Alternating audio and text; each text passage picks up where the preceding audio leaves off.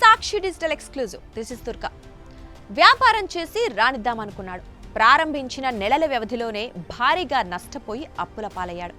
ఎలాగైనా అప్పు తీర్చి మరోసారి వ్యాపారం చేయడానికి పెట్టుబడి సిద్ధం చేసుకోవాలనే దృఢ సంకల్పంతో అడుగులు ముందుకు వేశాడు.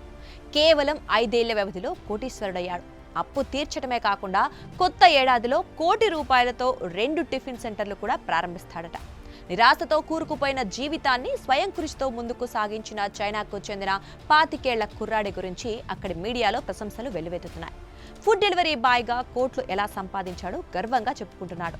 శ్రమ, పట్టుదల ఉంటే అసాధ్యమేది కాదని నిరూపించిన చైనా యువకుడు జాంగ్ జుకియాంగ్ గురించి తెలుసుకుందాం. దక్షిణ చైనాలోని షాంఘై నగరానికి చెందిన 25 ఏళ్ల జాంగ్ జుకియాంగ్ 2020లో ఓ వ్యాపారం ప్రారంభించాడు. ప్రారంభించిన కొన్ని నెలల వ్యవధిలోనే నష్టాల్లో కూరుకుపోయి వ్యాపారం మూసివేశాడు. నష్టంతో పాటు అప్పటికే అతనికి 50,000 యువాన్లు, ఇక్కడి కరెన్సీ ప్రకారం సుమారు 6.5 లక్షలు అప్పు కూడా అయింది.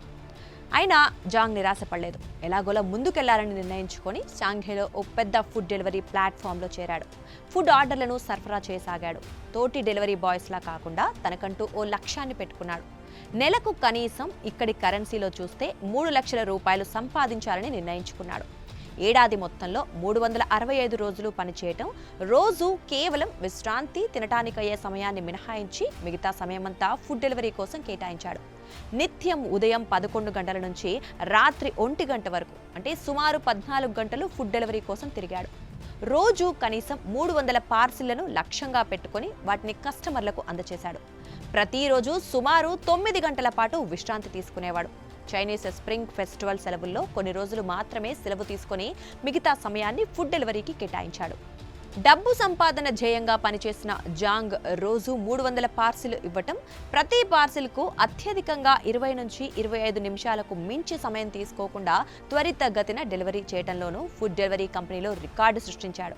5 ఏళ్ల వ్యవధిలో జాంగ్ డెలివరీ కోసం 3,24,000 కిలోమీటర్లు ప్రయాణించడంతో పాటు 1,50,000కు పైగా ఫుడ్ డెలివరీ పార్సిళ్లను అందజేశాడు. అతని అంకిత భావాన్ని చూసి తోటి ఉద్యోగులు అతనికి ఆర్డర్ కింగ్ అని నామకరణం చేశారు.